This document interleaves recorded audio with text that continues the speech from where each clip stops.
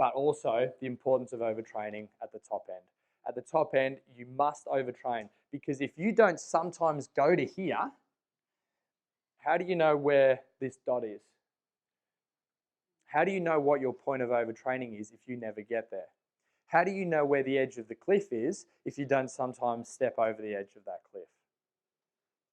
Now, for most people, certainly for general population, but I would say everyone in this room, you want to be avoiding this cliff.